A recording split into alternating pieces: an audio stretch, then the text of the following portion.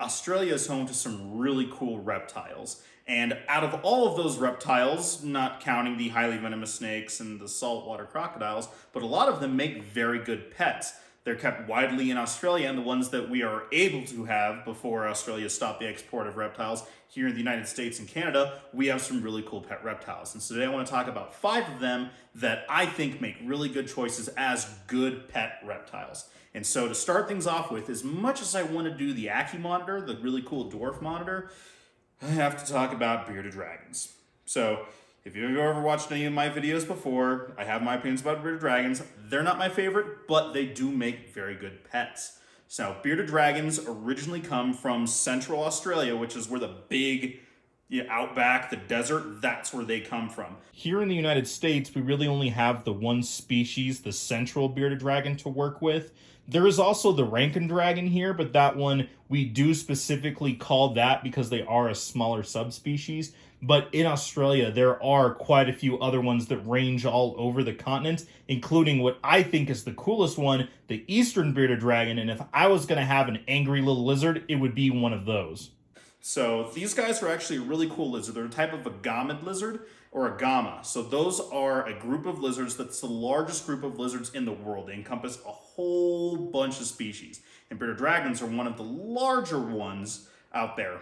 Typically you see adult animals around 12 to 18 inches from nose to tail, and then obviously they can get longer, like the German giants, which are just a line of them. They can get all up to 2 feet plus-ish, very rarely.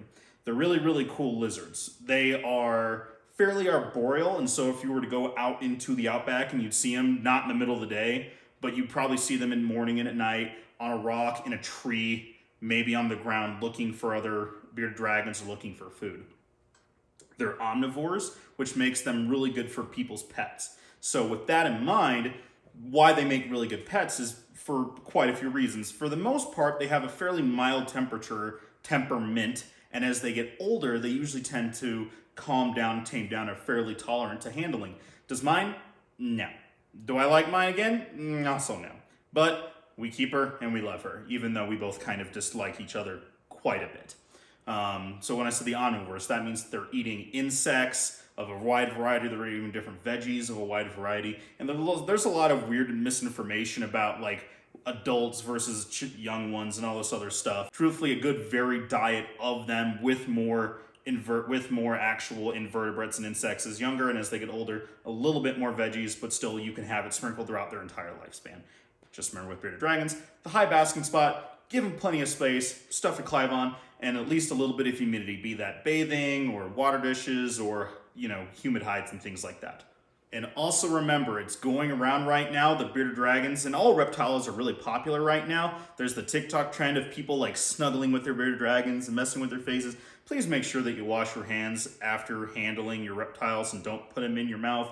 There's a whole thing about salmonella going around, and we really don't need extra bad press on reptiles right now. So please, please, please, doesn't matter what you do with your animals, what type of reptile it is, just remember to wash your hands afterwards. Moving right along, this is one of my favorite types of snakes, and that is the carpet python, or Morelia spilota. And there's a lot of other different subspecies around there, and we'll get to that in a second. Behind me, we have Juliet, who was not having it today, so we're just gonna get a lot of clips of her, and you can just see her cage in the background as I talk a little bit about that. So carpet pythons are spread throughout pretty much all of Australia, other than Central Australia. So all of, the eastern coast, or the western coast, from Sydney all the way down to the Gold Coast, all the way back up, all through New South Wales, Victoria, even up there into parts of like the very eastern part of the Northern Territory. That's where carpet pythons are found, all throughout different areas, and obviously into Indonesia and parts of Papua New Guinea as well. But we're also talking about Australia. Their habitat ranges a lot from subtropical forest to actual rainforest to more dry scrubland and into a lot of kind of like the modern urban areas where we see a lot of the videos coming from Australia of the carpet pythons like hanging on people's doorsteps and things like that. They are semi-arboreal, which is what, we're talking about having them up on people's doorsteps and things. And so when I talk about the term semi-arboreal, that means that their bodies are built for hanging out in trees. They're not truly arboreal like a green tree python or an Amazon tree boa where they spend almost their entire lives in the tree. They do come down and move around quite a bit, but they're very at home in trees. They have a really nice long, almost prehensular tail that really helps them grip and hang on to things. That being said, this is where I'm going to get myself into a little bit of trouble. I don't like to necessarily use the word snobs, but Morelia snobs or chondro snobs is totally a thing. There are roughly 6 different subspecies of pythons that I know I will get yelled at by some people, but including but not limited to Darwin's, Irianjaya or Papuans, diamonds, jungles, and several others, obviously. They all make fairly good pets, and they're really, really cool. Carpet pythons, obviously that encompassing the entire range of Australia. Their climates vary quite a bit, but they're very adaptable and very hardy snakes, especially as a python species, which is why I think they make very good pets because they're a little bit more forgiving as far as their husbandry goes. Versus something like, an Amazon tree boa or a Brazilian rainbow boa or a green tree python, where you can dial in if you're really getting into it, figuring out, even though you know what you're doing, but, the climate of your building where you live might need some tweaking. They're a little bit more forgiving, which is why I think they make really good pets. As well as they're fairly tolerant to handling as they get older. Babies can be fairly defensive. Juliet has always had a bit of a temper, and if she doesn't want to come out, I don't make them. That's what I like to do. If my animals aren't feeling it, I'm not going to bring them out, but the setup looks really good, and I can get some really nice shots of her. And I've had her out in several other videos if you want to go back and watch those. That being said, another really cool fact about carpet pythons is that the diamond pythons, which are some of the really cool subspecies that, as far as the carpet pythons getting mixed and matched to making, the jungle carpet pythons that are like highlighter yellow and jet black, the diamond pythons have stayed fairly pure, all things considered, which is where they'll actually remember and incorporate the percentage of diamond python in the crosses if there are. But the diamond pythons are really cool because they actually are the farthest southeast ranging of the subspecies of them, where they actually occupy cooler climates in some cases they have found them when snow is out because they live in different parts in elevation. And yes, it does snow in Australia for all of my American viewers out there. So diamond pythons are really cool, and they're more of a cool weather type of snake. The next one on this list is probably the rarest, or at least the one that a lot of Americans in general haven't heard about, and that is the Nobtail Gecko. These guys are really, really cool. They're found pretty much throughout all of Australia. There's 10 to 14 different species depending on who you're having an argument with at the time. And all of them kind of range a little bit differently. One of the more famous ones, or the ones that are kept more often, or at least that I personally have seen more often, are the wheeler eye, which is one species of them. As a whole, they only get between 4.5 to 5 inches long, so they're pretty small geckos, but they're really cool. They're really, really cool. They're fairly uncommon, they're not well known, but they're starting to grow in popularity. I'm mostly going to be talking about the wheeler eye specifically because that's the one that I know the most about. But basically between the different species, tweaking husbandry a little bit about basically humidity and such. They're really cool. They're little terrestrial geckos. When you think about them, they're kind of a more arid species, but they don't need to be kept super, super hot. In fact, like the mid 80s are really good for them. They're found, like I said, throughout the area, but as a whole, they are terrestrial. They are known for digging quite a bit. They will hide under lots of little logs and fallen branches and rocks and things like that. They're fairly nocturnal, and when you bother them during the day, they're known for their little barking cry. In fact, almost more than the tokay geckos, they have a really cute little like at you. But they're really, really cool. They can be kept very similarly to like a leopard gecko or an African fat-tailed gecko, giving, low, like they don't need a whole lot to climb, but give them some space to move around, give them some humid hides, places to dig, nice sandy soil or substrate that won't be ingested. Works very well for these guys. That being said, you should probably keep them separately in solo mio, so there's only just one per individual cage. They're known to bicker with themselves a little bit more than like the Leos and the African fat tails. But that being said, they're also smaller than all of them, so they don't necessarily need to have as much space. So I've seen that a lot of people will keep their individuals in 10-gallon tanks, which looks pretty cool. And you can actually build like a cool like little rack, like these wooden racks behind me, where you can actually have 10-gallon tanks slotted out and have them all look really cool. But I think that the 24, like the Exoterra, I think the Exoterra is the 24 by 12 by 18s, those look really cool for specifically the Nobtail geckos. They work really, really well, and I really love these guys. So as I mentioned before, they are nocturnal, but they do benefit from a day-night cycle and with a little bit of UVB. In fact, there are some bulbs that are specifically marketed, for instance, Acadia or Vivtech, that are shade ones where they're meant for more animals that are more cryptic baskers that only expose a little bit of themselves purely at day and night and just a little bit, and it really does help them. And there are marked changes in behavior and make them for better feeders, and when you introduce them to breed, usually a bit better breeders too if you have your system dialed in with that. So always remember a little bit of UVB, the 12-hour night cycle, and then plenty of different insect species with the calcium and multivitamin. That part is very important for their diets. All right, for this one, I actually have one for the camera for sure, and that is the Reptiles python, or the central carpet python, or the Centralia python. They have a bunch of different names. Truth be told, they're not actually a carpet python, they're a different species. It's still Morellii, the genus, but they're Bredlii, which is the different species in general. There are no subspecies, it's just these guys, although there are a couple different patterns, and morphs to be specific, like a type of hypo and then a different pattern for them. These guys are really cool. They're found in the central part of Australia. They're down actually in the southern part of the Northern Territory, near like Alice Springs, if anybody's familiar with Australia. That's where these guys are known from. They have what is occupying a very specific microclimate. The area where they are has huge temperature fluctuations where it can be, oh, you okay there? Where they can be over 100 degrees during the day, and during summer and during winter it can dip down below freezing, like usually around like in the 40s, but it without rarity it does dip down very cool. So that's what makes these guys sometimes known as a more cooler weather python, although they're basically just really sturdy, and they occupy really cool microclimates in parts of that where there are more permanent water sources where the temperature doesn't vary as much, or they stay in places like rock crevices and caves where the temperature is a little bit more consistent for them during long periods of time when they're not coming out for food or for finding a mate. Now, they are especially known for, and she's actually a little thin, she went off feed during this move, but they're known for this really cool pattern that is fairly variable. When they're born, they're pretty brown, but they have this kind of black tail.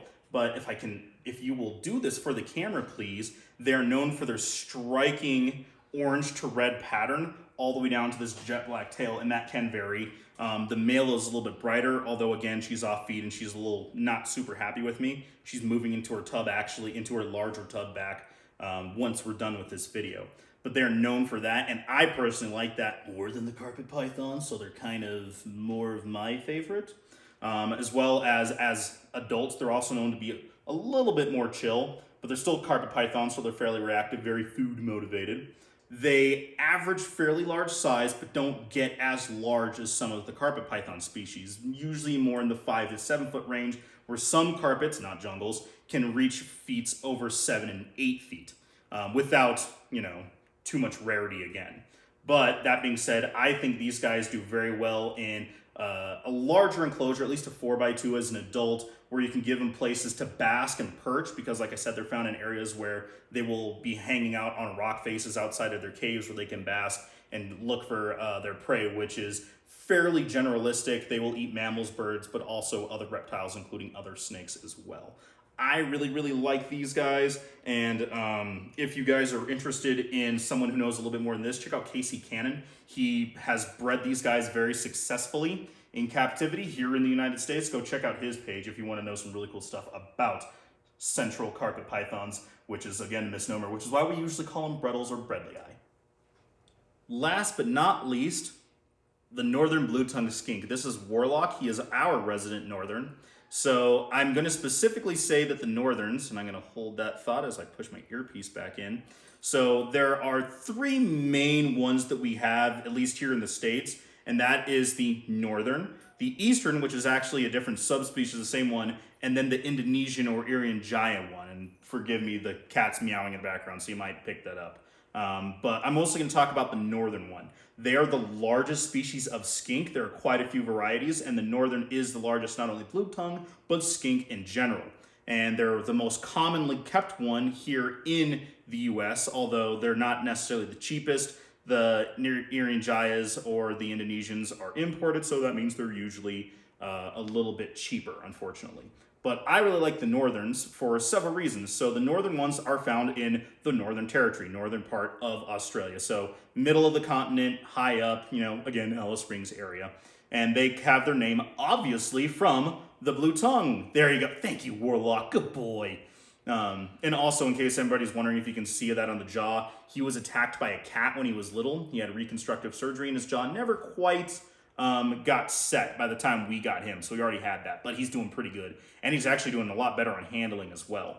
In addition to that blue tongue that they use for several things that I'll talk about in just a second, they also are very famous for their really cool banding, which can range in color from like a sunset orange to yellow to this kind of more pale tan.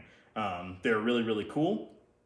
But we're going to talk more about that blue tongue right now. So that blue tongue, they think, for the longest time, they thought was used basically as defense. When a predator would come up, it would show the bright blue tongue, and they would get, a little thrown off by that. They'll crack their mouth open wide, they'll hiss, and they'll go, ah, with that blue tongue, and they think that's a defense. But now, as they've done more research about them, they have found that different parts of that tongue have different photosensitive areas to that. So light looks differently on a different spectrum than what we can see on different parts of their tongue. So they think that perhaps they use it as a bit of communication between other skinks, which is really, really cool. As far as keeping goes, these guys do make great pets. Similar to like a bearded dragon. You want to give them plenty of space, high temp, lots of places for humidity. You need to make sure that they do have a bit more than a bearded dragon, otherwise they can lose their little toesies, especially with the Irian Jaya or the Indonesian ones. And I'm just going to keep bouncing that because I'll get yelled at if I call them one or the other. But the northern's a little bit more arid speaking, but you want to make sure that you give them some humidity, like a big humid hide or nice deep thick substrate that you can keep a little bit moist. But again, a nice little basking spot. A lot of people kept them traditionally in racks, even in Australia, but they're now starting to see that, more learning about that, different photosensitivities of parts of the tongue. More people are starting to use the UVB lights on them. One of the higher grade ones, of like the higher output, like the 10.0 or whatever, makes better for these guys. But give them, they're not arboreal like the prehensile tail skinks, but they will climb on things. So give them large rocks, large like cork bark tubes, like the little half logs. They will absolutely climb on those. And then, for the substrate again, make sure that you give them some decent substrate because they do like to dig. That's where they're normally found is they'll hide in burrows and under crevices and stuff. They'll dig under stuff. So give them nice deep substrate for allowing them to burrow to give a little bit of naturalistic behavior. Hopefully you guys enjoyed this video, and thank you, Warlock. You were super awesome on this little video. If you guys have any other questions, please let me know.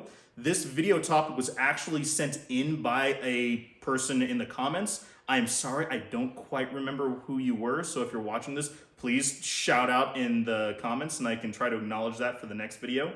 If this does very well, I'm going to continue to do the best pet reptiles of probably all of the continents, and then maybe I'll talk about just the coolest reptiles in general that we can't really keep as species or necessarily don't make the best pets, but are the coolest, because Australia has some wicked ones out there. So if you like this video, please let me know. If you want to, I'm going to do all the different continents if it does really well. If you guys really enjoy these, I know you like the 5 videos, not my shtick, but you guys seem to like it, so I'm going to keep doing it. Try to be a little different.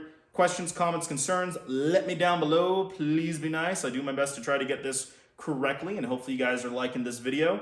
Hope you're having a great day, and we'll check you next time.